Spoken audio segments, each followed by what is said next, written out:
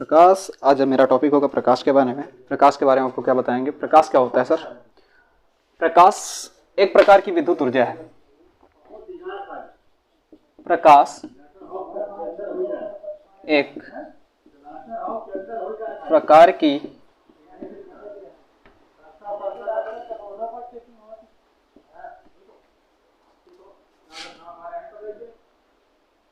विद्युत चुंबकीय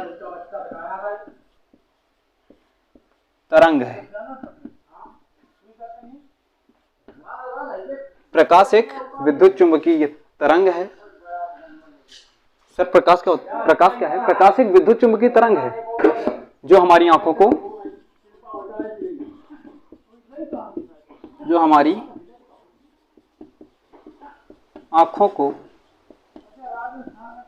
संवेदित करती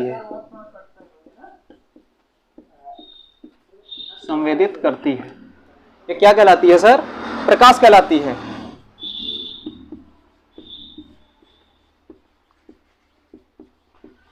क्या कहलाती है? प्रकाश कहलाती है।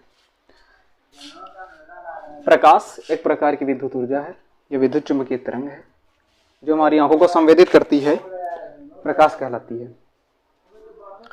सर ये प्रकाश सूर्य से निकलता है तो एक प्रकाश जो कहते हैं, मानते हैं, नोट बना के, नोट नंबर 1 नोट चलता है। प्रकाश एक सीधी रेखा में चलता है।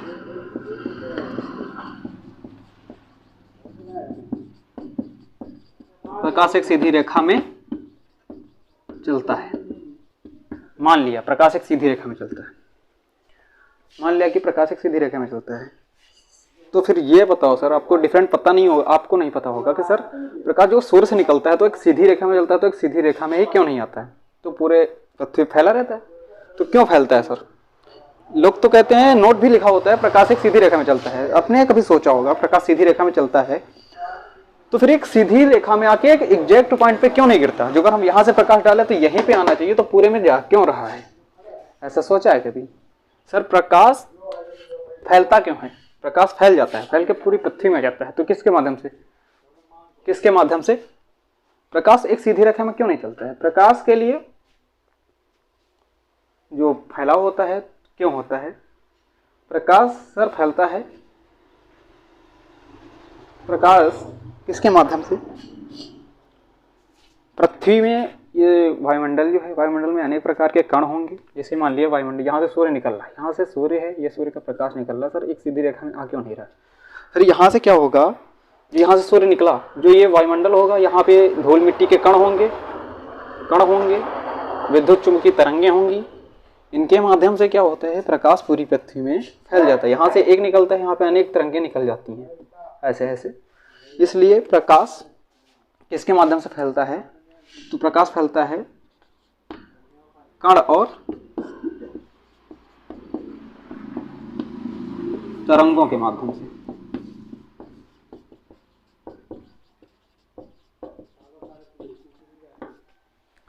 प्रकाश किसके माध्यम से फैलता है? तो सर फैलता है कण और तरंगों के माध्यम से।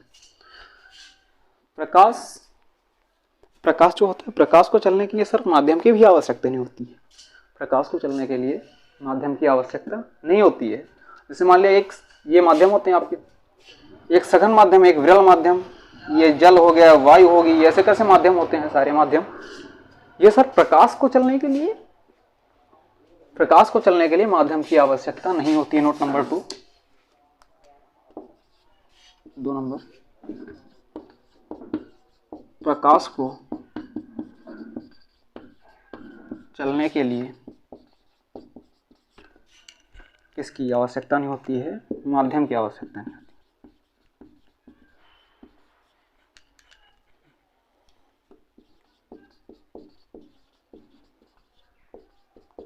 नहीं होती।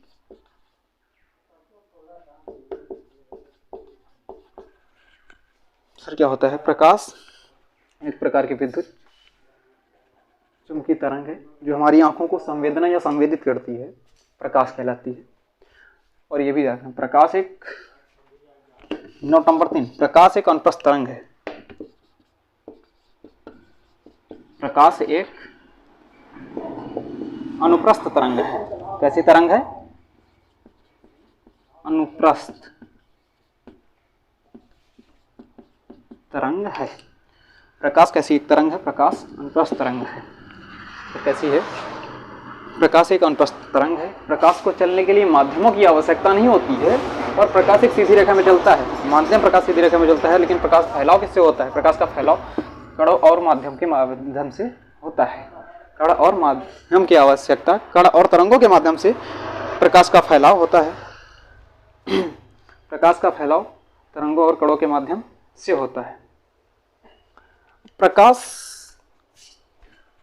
और सुनो अगले टॉपिक, प्रकाश की परिभाषा। प्रकाश होता है, प्रकाश एक प्रकार की विद्युत चुम्बकीय तरंग है। ये कैसी तरंग है? प्रकाश एक विद्युत चुम्बकीय तरंग है। ये विद्युत चुम्बकीय तरंग है आपकी, और इसे बोलते हैं अनुप्रस्थ तरंग भी है। और प्रकाश एक सीधी रेखा में चलता है। प्रकाश को चलने के लिए माध्यम की आवश्यकता नहीं होती है। अगले टॉपिक, आगे चलते हैं, देखते हैं क्या होता है आगे टॉपिक।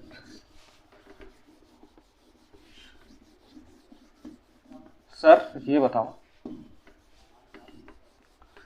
ये भी जानो, प्रकाश जो होता है ये दोहरी प्रकृति का होता है। कैसा होता है? दोहरी प्रकृति का। प्रकाश दोहरी प्रकृति का होता है। प्रकाश कैसा होता है? दोहरी प्रकृति का। इसमें कौन कौन सी प्रकृतियां होती हैं? दोहरी प्रकृति का होता है, आपको मैंने बता रखा है। प्रकाश का फैलाव यही है आपका दोहरी प्रकृति। ये कौन कौन से दो हैं? एक कण है, एक तरंग है। एक क्या है? एक कण है और दूसरा तरंग है। प्रकाश की प्रकृतियां कितनी हैं? प्रकाश दो दोहरी प्रकृति का होता है। सर दोहरी प्रकृति में कौन कौन सी होती हैं? पहला नंबर कण होता है, एक तो कण होते हैं, दूसरे तरंगे होती हैं। अब पूछिए आपका प्रकाश का कण का सिद्धांत किसने प्रतिपादित किया? प्रकाश के कण का सिद्धांत, इसका प्रकाश के कण का सिद्धांत किसने प्रतिपादित किया? तो याद रखना, प्रकाश के कण का सिद्धांत न्यूटन ने दिया था। किसने दिया था? न्यूटन ने। प्रकाश के तरंग का सिद्धांत किसने दिया था? प्रकाश के तरंग का सिद्धांत किसने दिया था? तो हाइगेंस ने दिया था।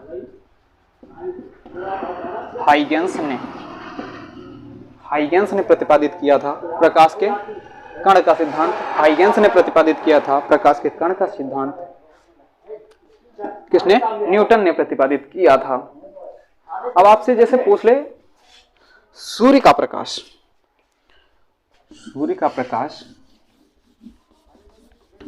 सर आपसे जो अगर पूछे सूर्य का प्रकाश, जैसे नोट पे ही लिख दें, नोट नंबर 3, नोट नंबर 4 पे लिखता हूं सूर्य का प्रकाश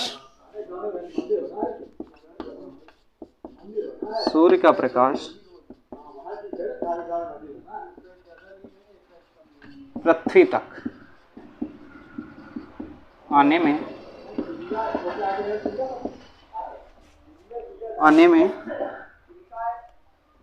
8 मिनट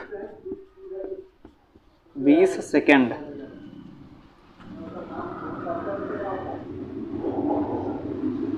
समय लगभग लगता है।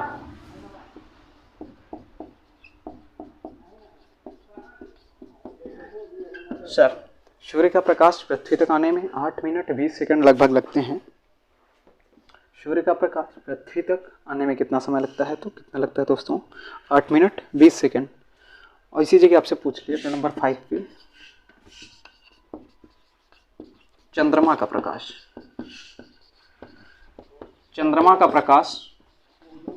पृथ्वी आने में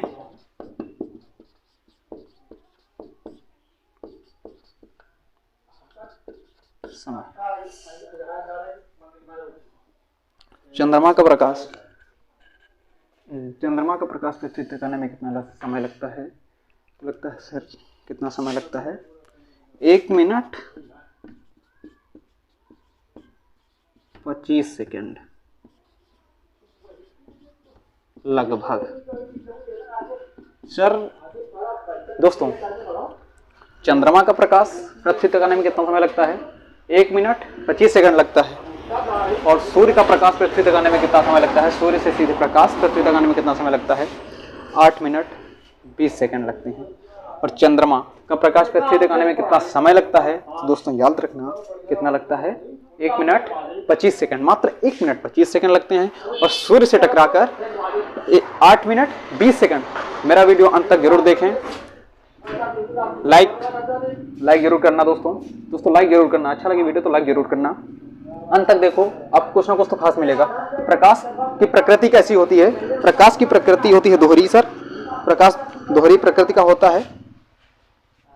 एक कण होते हैं, दूसरा तरंग होता है।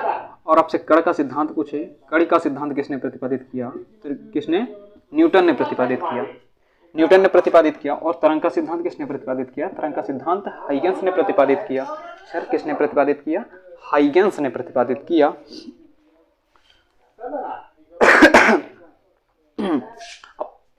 ऐसे ही पूछ ले, अगले देखो, आगे क्वेश्चन, प्रकाश की चाल कितनी होती है? सर ये भी जान लो, प्रकाश की चाल कितनी होती है? प्रकाश की चाल कितनी होती है सर? प्रकाश की चाल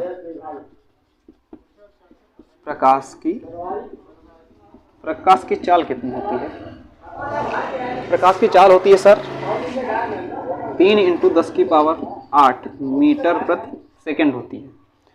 प्रकाश की चाल 3 × 10⁸ मीटर प्रति सेकंड होती है। और प्रकाश की चाल, अब आगे पूछ लें प्रकाश का वेग क्या होता है? प्रकाश का वेग तो यही होता है सर 3 × 10⁸ मीटर प्रति सेकंड। प्रकाश का वेग आपसे पूछे या प्रकाश की चाल पूछे, निर्वात या वायु में प्रकाश की चाल क्या होती है? ये दोनों कितने होते हैं? निर्वात या वायु में कितने होती हैं? निर्वात या वायु में। अब निर्वात क्या होता है? निर्वात ऐसा होता है कि जैसे हम इस मार्कर को ऐसे छोड़ दें, ऐसे ही छोड़ दें तो इसी स्थिति में टिका रहेगा, मतलब वहां कोई बाह्य बल कार्य ना करे, बाह्य बल लगाकर उसे किसी दिशा में परिवर्तित ना किया जाए, जिस दिशा में डाल दिया जाए उस दिशा में पड़ा रहे, उसे हम बोलते हैं निर्वात, जिसमें कोई परिवर्तन नहीं होता, वस्तु जैसे छोड़ दो वैसे ही टिकी रहती है, इसे बोलते हैं निर्वात। या वायु में प्रकाश की चाल क्या होती है? 3 × 10⁸ मीटर प्रति सेकंड होती है। प्रकाश का वेग कितना होता है सर? प्रकाश का वेग होता है 3 × 10⁸ मीटर प्रति सेकंड। आगे देखो, प्रकाश का वेग हो गया, आगे होगा प्रकाश। अच्छा, प्रकाश का वेग जो है सर्वप्रथम किसने प्रतिपादित किया था? प्रकाश का वेग इसको किस वैज्ञानिक ने बताया था कितना होता है? किसने प्रतिपादित किया? प्रकाश की चाल को किसने दर्शाया था कितनी होती है? इसको याद रखना, किसने बताया था? रोमर नाम के एक वैज्ञानिक थे, रोमर ने बताया था प्रकाश की चाल 3 × 10⁸ निर्वात या वायु में होती है। निर्वात या वायु में प्रकाश की चाल 3 × 10⁸ मीटर प्रति सेकंड होती है। इसे किसने बताया था? रोमर नाम के एक वैज्ञानिक थे, जिन्होंने बताया था निर्वात या वायु में प्रकाश की चाल या उसका वेग दोनों कितने होते हैं? 3 × 10⁸ होते हैं। अब आगे ही बढ़ते हैं, आपसे पूछे जल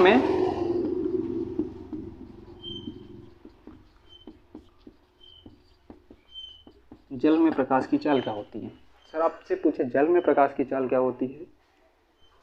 जल में प्रकाश की चाल क्या होती है? तो याद रखना 2.25 × 10⁸ मीटर प्रति सेकंड होती है।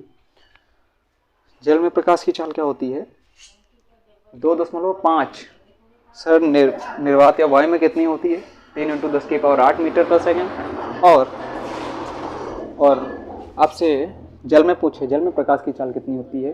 तो होती है 2.25 × 10⁸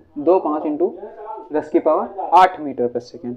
आपसे पूछे कांच में कितनी होती है?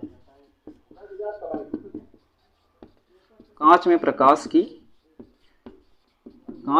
की चाल क्या होती है सर? थोड़ा और घट जाती है, थोड़ा घट के कितनी हो जाती है सर? कितनी होती है? 2 × 10⁸ मीटर प्रति सेकंड होती है। सर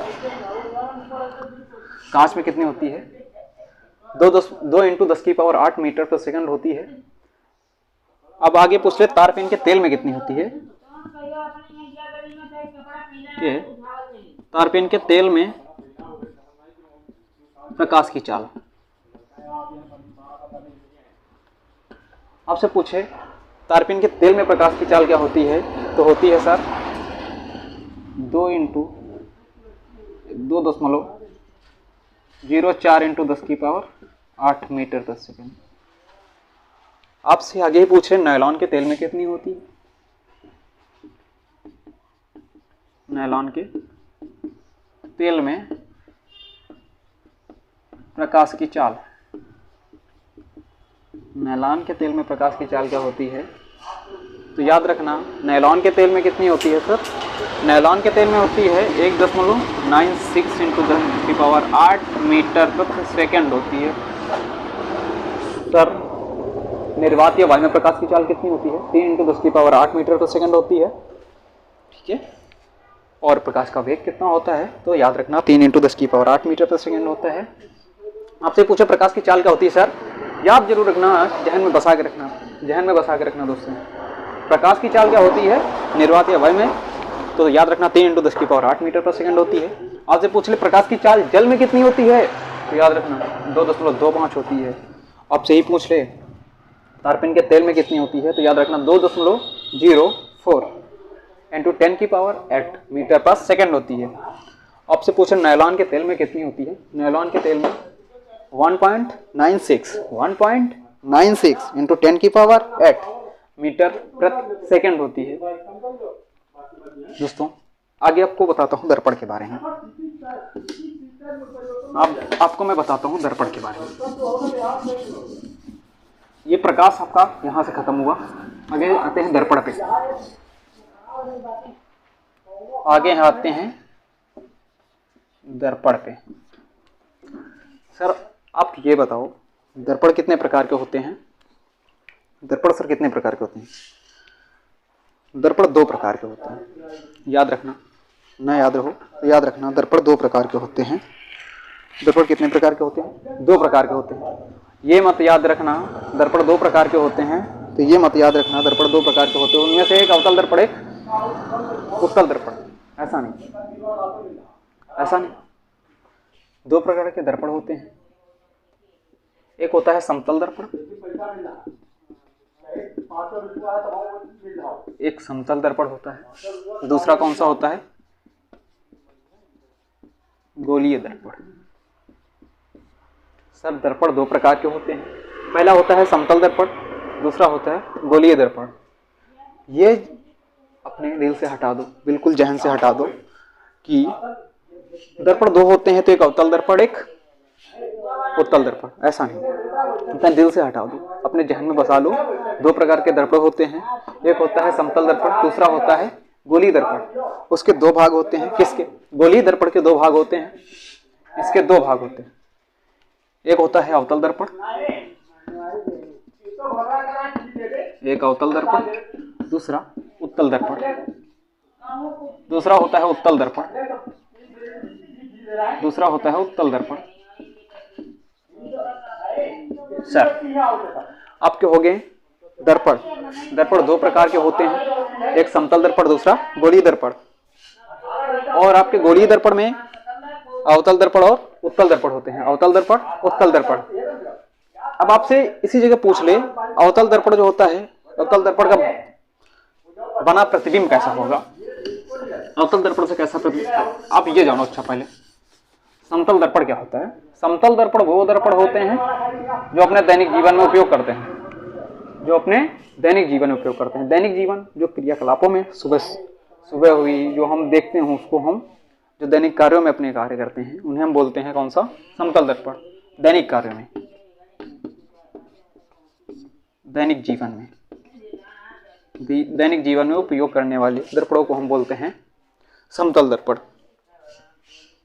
और गोलीय दर्पण के 2 भाग होते हैं, एक होता है अवतल दर्पण, दूसरा होता है उत्तल दर्पण। एक होता है अवतल दर्पण, दूसरा उत्तल दर्पण। सर आपसे जैसे पूछ ले अवतल दर्पण, ये अवतल दर्पण आपका सर, ये है आपका उत्तल दर्पण। अवतल दर्पण से आपसे पूछ ले कैसा प्रतिबिंब बनता है, अवतल दर्पण में कैसा प्रतिबिंब बनता है और उत्तल दर्पण में कैसा प्रतिबिंब बनता है। तो अवतल दर्पण में बनता है सर कैसा प्रतिबिंब बनता है, अवतल दर्पण में वास्तविक प्रतिबिंब बनता है। इसमें कैसा बनता है, वास्तविक।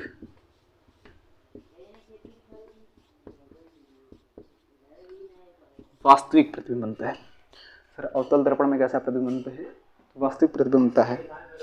वास्तविक प्रतिबिंब बनता है। और अवतल दर्पण में सर इसका जस्ट अपोजिट बनेगा। अगर इसमें वास्तविक होगा तो उसमें कौन सा होगा सर? उसमें कौन सा होगा? आभासी प्रतिबिंब। आभासी प्रतिबिंब बनेगा, आभासी प्रतिबिंब। सर कैसा? अवतल में उत्तल दर्पण में आभासी प्रतिबिंब और अवतल दर्पण में वास्तविक प्रतिबिंब। अब वास्तविक जो अगर है तो वास्तविक कैसा? सीधा बनेगा या उल्टा बनेगा? अब यहाँ पे बात फंसती है, सीधा बनेगा या उल्टा बनेगा? यहाँ पे बात फंसती है तो इसको याद रखना। कैसा बनेगा? उल्टा बनेगा। उल्टा बनेगा। सर कैसा बनेगा? अवतल दर्पण में वास्तविक प्रतिबिंब बनता है। बनता कैसा है? उल्टा बनता है। उल्टा बनता है। और इसमें कैसा बनता है? सीधा। सीधा बनता है। आभासी में कैसा बनता है? सीधा बनता है। आभासी में सीधा बनता है। ये कैसे किसमें बनते हैं? अवतल दर्पण, अवतल दर्पण में वास्तविक, उत्तल दर्पण में आभासी। आभासी के साथ सीधा बनता है। आभासी जहां पे होगा वह सीधा बनेगा, सीधा प्रतिबिंब बनता है उत्तल दर्पण में। अवतल में उल्टा बनता है। अब याद कैसे करोगे? देखो यहाँ पे ज्यादा अक्षर हैं, 1 2 3 4, यहाँ पे 4 अक्षर लिखे हैं अवतल में। उसके बाद ट्रिक देखो, इसमें कितने हैं? 1 2 3 4 5, ज्यादा हैं इसमें 1 2 3 है, 1 2 3 है। कम वाले के साथ कम वाला, इसमें कम है तो कम वाला, ठीक है। ये कम है तो इसके साथ कम वाला, या अवतल है इसके साथ ज्यादा है दोस्तों, ज्यादा वाला लगा दो। उसके बाद ये बात यहाँ फंसती है, उल्टा बनेगा सीधा बनेगा, बात यहाँ फंसती है। यहाँ तक तो सही है। अवतल दर्पण में कैसा बनता है? वास्तविक। ज्यादा है तो ज्यादा वाला रख दिया वास्तविक। उत्तल में आभासी, उत्तल में कम है तो मैंने कम वाला ले लिया आभासी। उसके बाद बात यहाँ फंसती है, उल्टा बनेगा सीधा बनेगा। किसमें सीधा बनेगा, किसमें उल्टा बनेगा? तो बात वहां से याद रखना। ये वास्तविक, देखो इसमें ये वाला अक्षर कटा है तो इसमें कौन सा बनेगा? कटा वाला उल्टा। इसमें पूरे हैं तो इसमें कौन सा बनेगा? सीधा। याद रखना। दर्पण 2 प्रकार के होते हैं, एक होता है समतल दर्पण, दूसरा गोलीय दर्पण। अवतल दर्पण, उत्तल दर्पण। अवतल दर्पण में आभासी प्रतिबिंब, अवतल दर्पण में वास्तविक प्रतिबिंब। वास्तविक में कैसा बनता है सर? उल्टा बनता है। उत्तल दर्पण में कैसा बनता है? आभासी बनता है। आभासी के साथ सीधा बनता है। इसमें अवतल दर्पण में ज्यादा है तो मैंने ज्यादा वाला ले लिया, और उत्तल में कम है तो मैंने कम वाला ले लिया। सीधा ये वाला इधर मैंने लिया, इसके हिसाब से कटे अक्षर है तो मैंने कटा वाला ले लिया उल्टा। इसमें पूरे हैं तो मैंने पूरा ले लिया सीधा। जय हिंद सर।